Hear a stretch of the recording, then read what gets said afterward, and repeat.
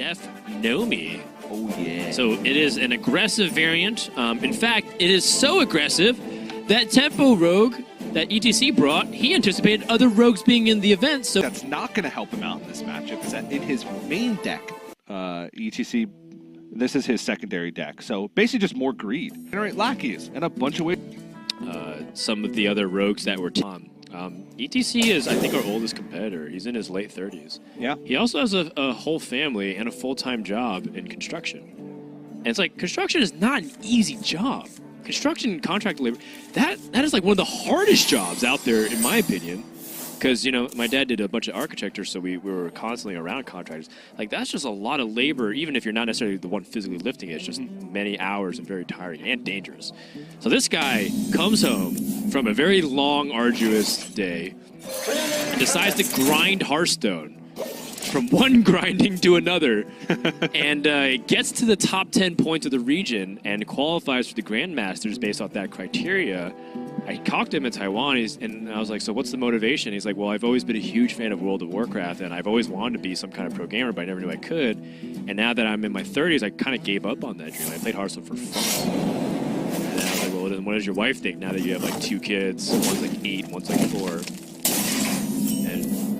And he's like, yeah, well, she's really supportive of it. Because we met through World of Warcraft, so she always knew how much this was for a dream for me. Yeah. I'm like, wow, that's really heartwarming. And then we went shopping for his kid, and he bought a bunch of cool Lego toys for them. And then he lost his wallet in the taxi. So he got all the bad luck out of the way. Good. And now the good luck can begin. I can relate to ETC in a way. A lot of his story is similar, except for the fact that... here we go. TJ finds any way to insert his kid into the conversation here. I rarely talk about my son. I'm offended by that, Dan. Most people don't even know. Yeah, it's not plastered over your social media or anything. It's not even. I think the last time I tweeted a picture of my son was more than a month ago. Oh, you're so brave. I know. I'm not even going to finish my story. That was mean, Dan. All right, I apologize. Nope, it's too late now. I think I have definitely made TJ a little upset there. I like your son. He's cool. I agree, but I'm still upset. All right, EDC. He's cooler than you'll ever be. I don't disagree with that. ETC is... I wanted to follow the joke, but I think we need to finally talk about Hearthstone. We should be talking about it already. First couple turns here in this game, ETC didn't have much to go for, but he has that double evil miscreant, which allows him to play slower.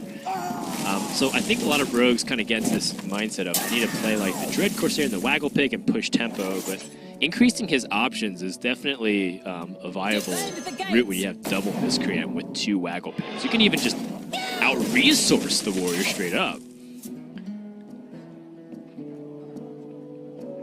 Which is even more the case with Bombward, and even more the case with Purple's list, because he doesn't have Acolytes of Pain. Right, so if ETC goes for like the Waggle Pick now, Purple doesn't really have much to stop that. Doesn't have any like weapon destruction.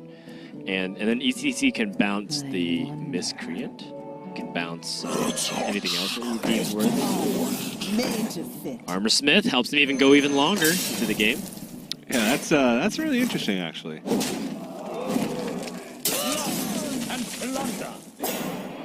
Makes Warpath awkward. This is not the best brawl. Also, Dynomatic, because of Armor Smith's high health total, isn't even that great of a clear. So Armor Smith is what is? Purple's laughing because he knows that this is such a ridiculous scenario where like. Is that a laugh? Purple is the biggest troll I have ever met in my entire life. Well, Purple is the Acolyte of Pain. Like, when something looks really painful, he kind of laughs it through and almost looks like he enjoys it. Yeah. That's true. He's also just a large troll. I don't disagree. I still think Dynomatic here is the play. I don't think you care too much about the armor count. I mean, it is just kind of weird. Like, you're damaging his board, and then he waggle picks and bounces a minion, and then replays it for full health. Like, you're happy if he bounces an Armor Smith, though, as opposed to like a lackey. I suppose, but honestly, it seems like Dynomatic is So the other option is to shield slam. Yeah. Well, he wants to hit this Dread Corsair 3 times.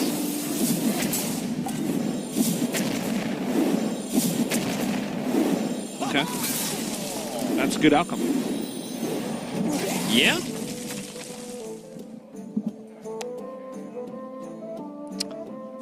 Well, now ETC has the option to go for the Evil Miscreant setup here.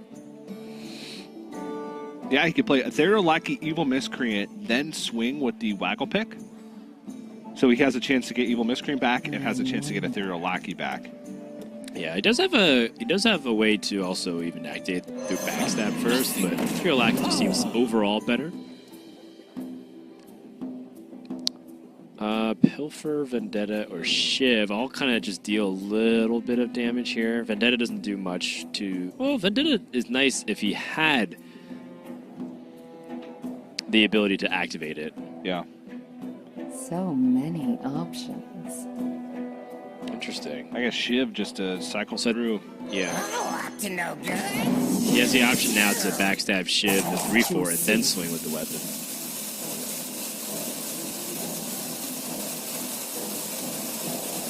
For now, maybe ETC just wants to go as wide as possible. Blood and plunder.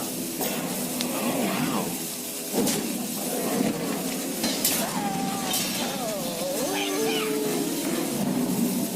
So he took the risk of going with the Dread Corsair to have the chance of having an extra 3/3 on board.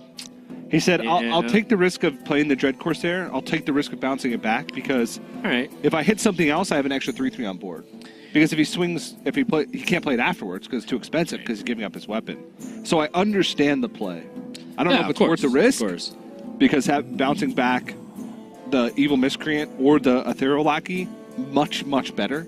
Yeah, I think I like guaranteeing the bounce a little bit more because of how much value you get off of it. It increases your chance of having failure rate. But putting more pressure, having the chance to put more pressure, also I mean, relevant. the payoff was huge if he was able to get it. Let's say he plays Dread Corsair and then bounces back Evil Miscreant anyway. That's like, oh, ideal. Well, Purple very openly talking, like, basically showing Warpath face up at this point, but not swinging that way. Ooh. Deadly Poison Eviscerate, both essentially 4 damage. Yeah, Eviscerate is more guaranteed because Deadly Poison can Be removed by... get removed. Yeah, only 1 weapons project in Purple's main deck, but he also has Harrison Jones. I might take Fan of Knives if I feel like damage isn't really getting there. His hand does have a lot of damage through the Waggle pick and the Life Drinkers. That's 12 total. Oh, another Life Drinker. Okay, had I known that, he's going to pick up another Life Drinker, I probably would take more damage. You can see, finally getting Purple down to 29. And Purple has the Warpath option. He also has the Dynomatic option right now.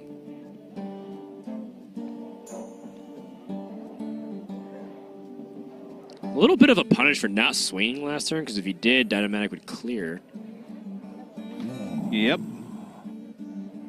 But, of course, he was holding on to this Warpath in case ETC developed anything, right? If he developed, like, mid-sized minions or the other Dread Corsair, he'd be able to Warpath everything around.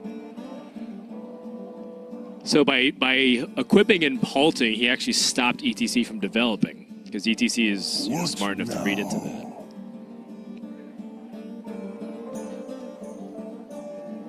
You want to hear something else kind of funny, TJ? What? In Taiwan, every player was talking about how it's like so obvious that everyone's going to bring Rogue for the first week of Grandmaster. And then ETC was the only player who's like, no, actually, I think Warrior is probably like the deck that I should bring, blah, blah, blah, like talking about it. And this thing's the exact opposite. They were all baiting each other. They were all mind gaming. Yeah. Oh, wow. Okay. Got some damage now. Yeah, so Waggle Picks plus the Shadow Steps on the Life Drinkers. It's a lot of damage coming through. You might think, okay, 3 damage here, 3 damage there. That's kind of what I was like saying. If you knew that the next card was Life Drinker, especially if you knew a Shadow Step, I probably would change the Fan of Knives, obviously, to Eviscerate It is at that point. 20 damage over 2 turns. Blood and plunder. But he decides to go for the Waggle Pick on the Dynamatic instead. Smart for the threat of Ziliax. This point for ETC, Yeah. about pushing face damage, and no weapon removal for Purple drawn yet. He only has the 2 in his deck, Harrison Jones, plus the 1 copy of Weapons Project. And that's going to start to become not so relevant because this is the second Waggle Pick. Yeah, I wonder if Purple even wants to utilize some of his removal because he's got 3 pieces of removal. That said, ETC is holding 5 cards, so Purple might want to hold on to Brawl.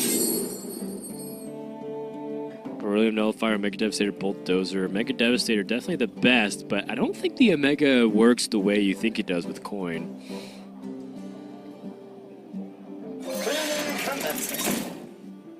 Yeah, I like this better. Beryllium Nullifier on the Eternium Rover. You can't sap that. Nope. That's going to be 2 armor every time it takes damage. This is weird. So now ETC's best game plan is to hope he draws Leroy? Well, yeah, he can't play Fan of Knives without giving his opponent life right now. Yeah. He can push 7 this turn, bring Purple down to 15. And then play his more expensive Life Drinker and Shadow Step it to put him down to 12. And he has 6 damage lined up the next turn. Plus 7 would be the dagger. So, Yeah, that sets up for a Leroy opportunity. yes, but not that well. And giving him armor. Oh my god. My. Hold on. That is a new ball game here. Now he can probably dump his hand and play Myra's. Too soon.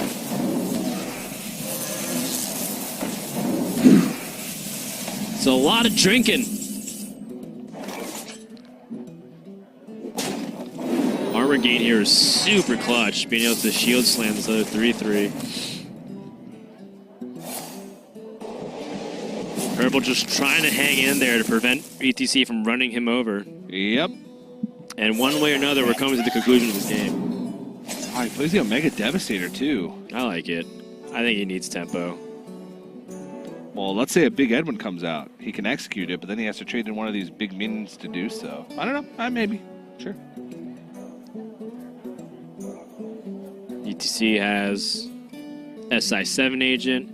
Maybe he takes it slow instead. Instead of rushing out the Myras, it's like a backstab SI dagger Bloodstone Corsair turn.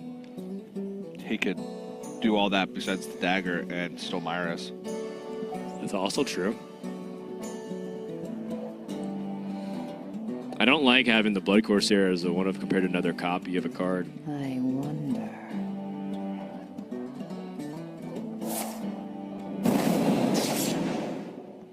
He can also Shadow Step the SI and then Myra's to dump more of his cards.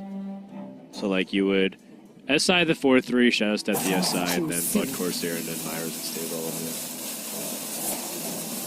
Oh wow. Okay, I was not anticipating a sap on one of the best battle cry minions. Wait a second. Bombs. Okay. Chef Nomi. Another bomb. Another Shadow Step. Oh well. So outside of the Leroy Shadow, okay, it's a reasonable Myra. He doesn't want to take damage from the Mega Devastator either. I think he realized that he might draw his bombs and then he'd be down to 17 with 8 power facing up. This was like a play for him to have the maximum amount of life to play with after the Myras. Makes sense to me. Purple's mind. I think he might want to just maximize his life total here. Yeah, Yeah, he was hoping to pick up Ziliax from the Town Crier. You can see a little wince from him as he picked up the Commander. Now he knows the Chef Nomi threat is very real. Yep. And this was very well mapped out by ATC if it ends up panning out that way. Yeah, he plays Nomi this turn. Brawl is likely to have a 6/6 survive. If it does, and he daggers to face this turn, Leroy Shadow Step Leroy the following turn is lethal. Right. Assuming Purple's not able to gain more life, but yeah. behind that. And I don't think ETC has time to go Nomi Shadow Step and try and go for a second Nomi should a Brawl happen.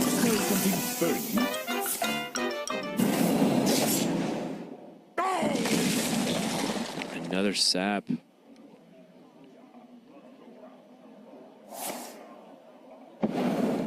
Yeah, I think he needs to make sure that he fits in the dagger up. Right, because he wants to deal 2 damage over 2 turns. Yeah. And I guess he can Shadow Step Nomi because he has the second one for Leroy regardless. Right. You can't squeeze in Leroy and 2 Yeah. Shadow Steps at the same turn. And by sapping, he also increases the amount of time that he has. So this is really well navigated. Oh my goodness! Hold on!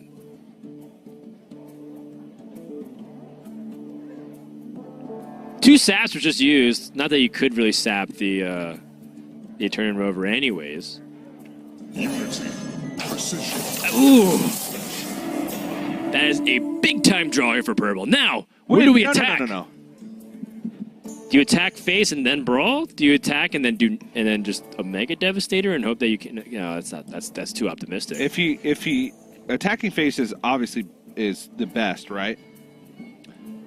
Yes, Because I like attack he face. can't dagger in. He's Right. dead to the fatigue. So he has to trade in 2 6/6s. So he would make the trade for you. Yes, I like this. Assuming that there's no way for him to, like, you know, there's no Fan of Knives, right? There's no, like, way for him to get that extra damage in. Yeah. So he's going to heal back up to full, but then take 18. And then he needs to trade into everything to prevent Purple from getting any kind of Any damage. lethal out. Yeah. And then has to win with the next push. Which he should. Because Purple will gain 2 armor. He'll go back up to full life at 32 plus minus 6. Sorry, 35 minus 6. Oh no, he's going to be 7 off. minus 6. I'm sorry. I'm so bad at this. Yeah, he is. He's going to be off.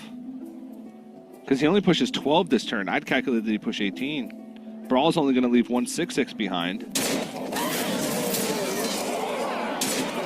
He's on 2 fatigue damage. He's on 2. Still has another turn. Honestly, I think you don't play Nomi there. Too soon. You force the Brawl, you play Nomi the next turn. You have to. Oh, that's lethal. Oh yeah. Wow.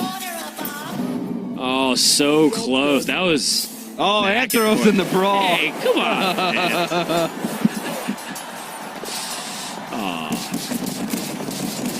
I was like, and he wins the brawl?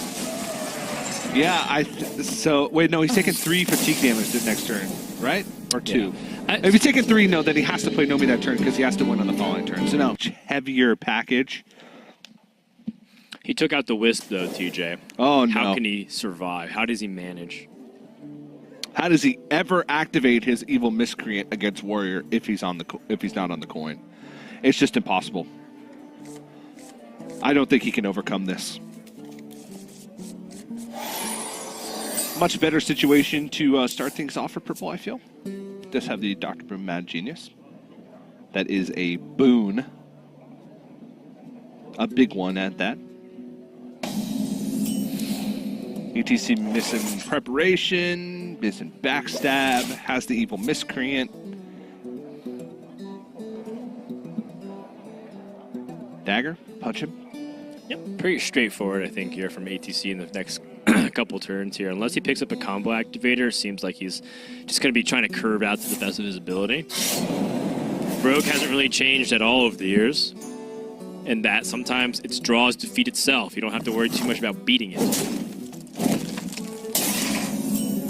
Doesn't happen as often anymore. But, yes. Yeah, it doesn't happen as often anymore, largely because they've been going lower curve. In the past, Rogue used to kind of beat itself because it had a lot of like 4 and 5 mana minions that sometimes made things really awkward to play, and you needed spells to really tie everything in together. But then sometimes you draw only spells and like no minions at hands, and you have nothing else really to play. Yeah. And so like you have to balance it. Obviously, having all minions like ETC, not necessarily like the thing that you always want, and you don't want obviously all the spells either. I mean, the way I'm painting it makes it sound like Rogue's an inconsistent deck. It's really not. It's just that once in a while you get the extreme ends of the spectrum. And it happens a little bit more frequently with Rogue than you might think. Wow. Wow, Dan, I didn't know you strongly believed that you think Rogue is the most inconsistent class in Hearthstone. It really is. Although, I gotta say, the double sap in the deck list for ETC, he cut both of them. Sap's not that particularly good against Warrior, so I can totally understand that. And then he cut a Blood Corsair and a Life Drinker. I don't know if those are really high impact cards either, so I like kind of the way ATC is approaching it through like the anti-Warrior tech. Seems like he should be fine. He's also choosing to not play Dread Corsair on curve, because he knows that there's a possibility it just dies anyways. However, he doesn't have any established board tempo or presence, so he's going to play from behind now.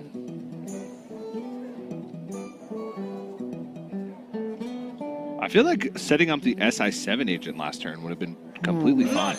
And plunder. Just to have something on board. Yeah, sure, it's going to die, but if you don't play, if you never play minions because you're afraid that they're going to die, then what are you even doing playing Hearthstone? Defend the gates! That's all I'm saying, Dan. Yeah, I know that was a little aggressive. I apologize, but it's totally fine. I don't know what to do with myself. That there's not warrior on both sides. Yeah, I think ETC has the right idea here. Playing conservative with your resources seems like it's fairly important. Fairly important there. Light the fuses!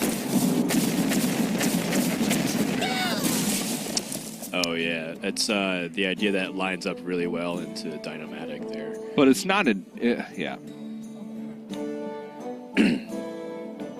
Purple saying that's an error because by daggering into the 1/1 Town Crier, Purple would have to make that trade into the Evil Miscreant anyway to guarantee Dynomatic. Yeah. But it's not always that he's going to have Dynomatic. And if he Yeah. doesn't, then you're going to want to be efficient with your damage. This guy's toast. So...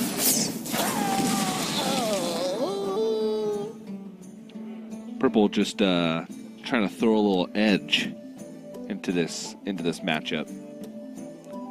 Bully around the new guy. I guess so. ETC is, if you've played ladder, you've probably encountered him at the highest ends of Legends, so I don't think it really matters that much. Yeah, if he's spending most of his time on ladder, he's used to being DM'd. Dr. Boom Mad Genius coming out here onto the board. And Purple has the ability to just fight back with the rush mechanic now and should be making ETC's life a lot more difficult here. Yeah. So I think something to consider is whether or not Purple has the mech minions to actually back it up. His hand is like 2 brawls, a shield block, a shield slam, and execute.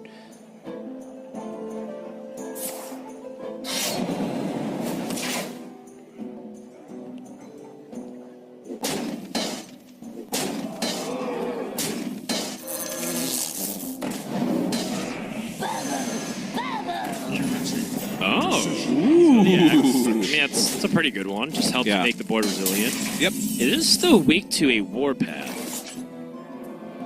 Though Purple does not have one. But honestly, there was not really much of a way that he could try and play around it. He can't control the outcome. But Ziliak's still kind of annoying, to say the least. Dynomatic, especially with Dr. Boom, pretty much always good against non-warriors. Except for Mech Hunter.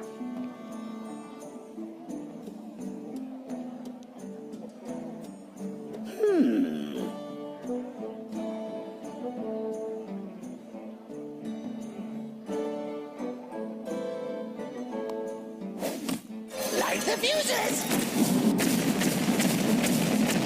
It doesn't clear off the SI7 agent, but he's still able to get the rush in and pop off the Divine Shield. Yeah. And even the fact that he even had the Dynamatic is still nice to clear off all those things. Raiding Party. Raiding Party is pretty much the best draw in ETC's deck right now. He did not want to have to pull the trigger on Myra's this early on in the game. Unless, of course, you have Chef Nomi already, then you can pull the trigger on Myra's.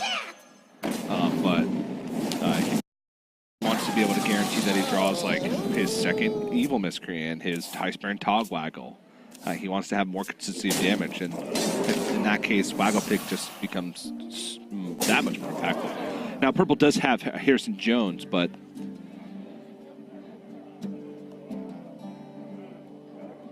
not the greatest. And ETC thinking if he wants to do it now. I think the longer you wait, the more chance they have for weapon destruction. But at the same time, saving it doesn't exactly do anything either. So, like, I think you want to pressure. Your hand's kind of telling you to go all in. You have 3 things that just add to the damage count. And honestly, bouncing back, even Ziliax isn't the worst thing in the world if your opponent forces weapon destruction. Oh, wow. Dread Corsair just keeps coming back to the hand no matter what he does. Sure does. He can still play his hand, though. He's got Dagger with Captain Greenskin, which makes the weapon to 2 attack, and that makes Dread Corsair into a free minion. And with Backstab is clearing the Harrison Jones as well. Yeah, he could use the health to clear off this Harrison Jones instead of trying to do something else. Starting to piece together damage with Myra's in hand for gas. He's got Eviscerate, he's got Leroy, he's got another Shadow Step left in the deck. He's got a lot of damage packed in still. So if he starts to make a push here, then Purple could start to be in trouble. He does have a lot of removal. He's got Dr. Boom going. So a lot of ways to fend off. Just is he going to use the Pirate to clear off instead, or is he just going, yeah. I think he knows he's going to play Myra's, right? So wants to protect his life total. okay, makes sense. Yeah, like if he takes 5 extra damage, that's 1 less potential turn that he has to make Myra's into something huge. Yeah, it's really smart. It also just gets the card out of his hand. So he has 1 more mana to spend on doing other things next turn if he runs Myra's. So. Unfortunately, this board lines up perfectly into Kaboom plus Dynomatic, but Yeah. 21 life. Generally, Kaboom is not considered to be a very good hero power, but sometimes, every now and then, it feels like it does amazing stuff. And now the choice. Well, he could go for a raiding party and collect, like, a couple of cards here. No. It's nothing amazing. He collects a Dread Corsair and a Waggle Pick. Right. It's not amazing. Yeah. So I think It's just like a normal 3-mana draw 2 cards. Yes, but then he doesn't Myra's that turn because he has no mana to play whatever he gets from it. Right. And he doesn't Waggle Pick that turn either because of the efficiency of damage. Well, he has the Chef Nomi. That's the important thing. And Leroy and Shadow Step. So he has 2 Shadow Steps and a Leroy. Yeah. But he picks up Highspur and Togwaggle with no way to generate lackeys. He picks up 2 Preps with no spells. Right. He has, and Purple has 2 Brawls ready to go. Yeah. That said, this Wrench Caliber has to look kind of appetizing for Purple. It's 10 damage over with 2 attacks. That's 16. Your opponent's going to be taking 3 fatigue damage over the course of 2 turns. So that's 19. You need to find a way to get to 10 more before the Chef Nomis come out.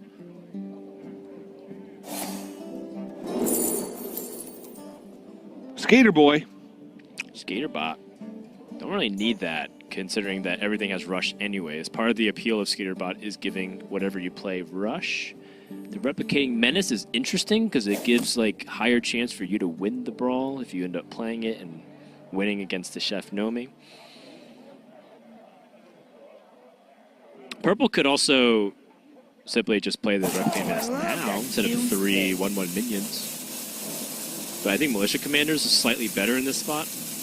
Okay, then.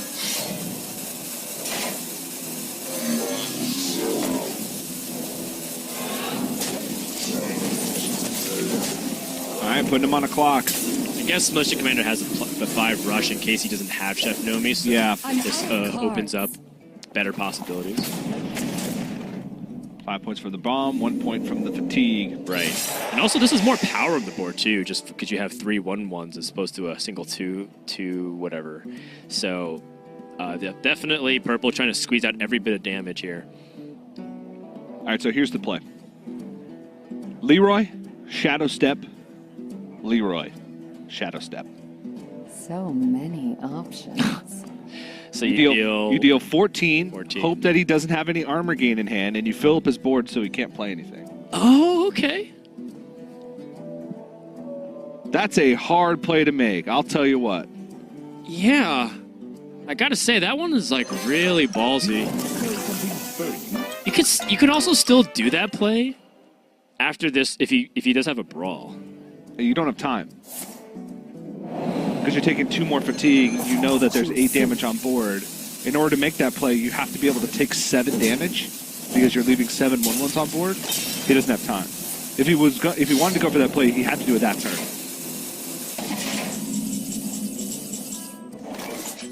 But if he brawls here and a 6/6 lives, he's got 7 on board with 12 from hand. So that's 19. But Purple has both answers. He's got the brawl and the shield block, so he had armor gain and brawl. So he had the check. So this play is better from ETC, I believe, because he had to have brawl and armor gain. There's just so many ways for the Warrior to punish, it feels like. Yeah.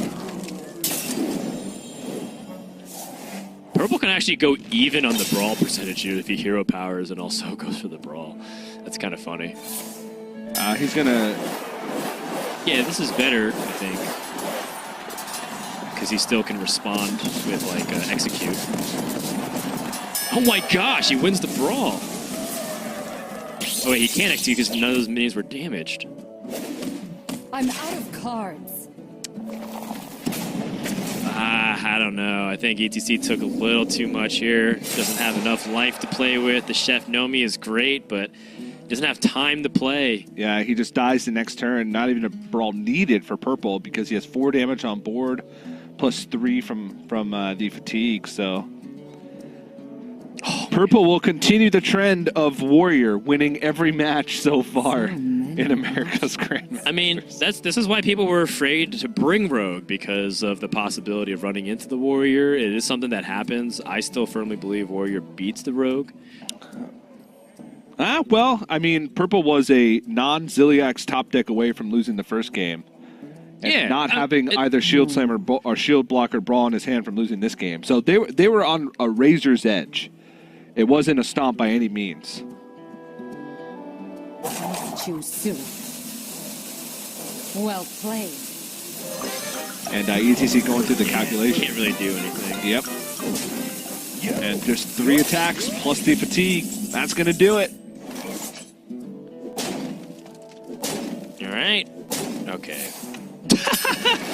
He's showing the second brawl just to kind of show you see that even if you had more life, gotcha anyways. And he even had like execute with the turn your rover. And he won the second brawl as well. All right. Okay, man. All right. The victory lap is secured. And Purple cruises to a 2-0 victory over ETC.